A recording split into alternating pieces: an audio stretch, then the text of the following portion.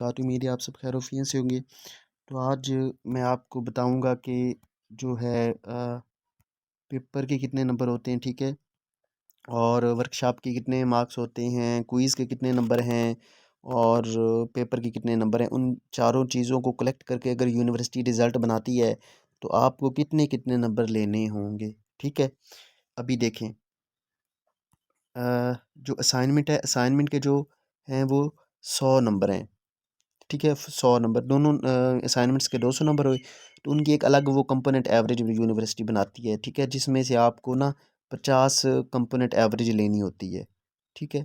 Sorry 50 नहीं 20 component average लेनी होती है, ठीक है? ये आप देख रहे हैं असाइनमेंट और ये 20, ठीक है?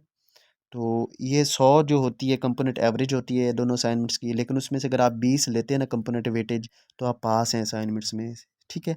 नेक्स्ट जो अटेंडेंस है, अटेंडेंस के 10 नंबर हैं, ये देखें वर्कशॉप की अटेंडेंस के, ठीक है? और 10 में से आपको 5 हाफ लेने होंगी, ठीक है? मीन कि आपको 6 असाइनमेंट्स वर्कशॉप हैं, तो आपको 4 लाजमी अटेंड करनी होंगी, ठीक है? अदरवाइज़ आप फेल हो जाएंगे। उसके बाद जो फाइनल एग्ज़ाम है उसके जो पासिंग मार्क्स हैं वो 50 हैं, ठीक है? 50, तो 50 में से आपको मीन के 100 में से सॉरी 50 आपको लाज़मी लेने होंगे अगर आपने पास करना है पेपर तो, ठीक है? उसके बाद क्विज़ है, क्विज़ के आपके 20 नंबर हैं। तो जो क्विज़ है वो आपने सॉल्व करनी है और सबमिट भी करनी है, ठीक है? तो ये जो आपके 20, 10, 50, 20 लगे हुए हैं ना असाइनमेंट, अटेंडेंस, फाइनल एग्ज़ाम और क्विज़, ये इनके मिनिमम नंबर हैं, ये पासिंग नंबर हैं, ठीक है? अगर आपके असाइनमेंट्स में से 20 नंबर आएँगे तो आप पास हैं। कम से कम, और अगर आपके अटेंडेंस में से 10 नंबर का आएँगे कम से कम तो आप पास हैं। अगर आपके फाइनल एग्ज़ाम रिटन जो पेपर आप लिख रहे हो उसमें से 100 में से अगर आप 50 आते हैं तो आप पास हैं।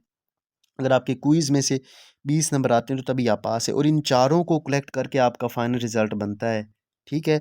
अगर आप असाइनमेंट मिस कर देते हैं तो अगर आपके पेपर में 100 में से 100 भी आते हैं नंबर तो आप फ़ेल हैं। अगर आप क्विज़ मिस कर देते हैं तो आप बाकी सारे चीज़ों में अगर आप पास हैं तो उसमें आप फ़ेल हो जाएँगे। अगर आप क्या कहते हैं कि वर्कशॉप छोड़ देते हैं तो तब भी आप फेल हैं। आपने चारों चीज़ें अपनी जगह पे अलग-अलग उनको अटेंड करना होगा, ठीक है?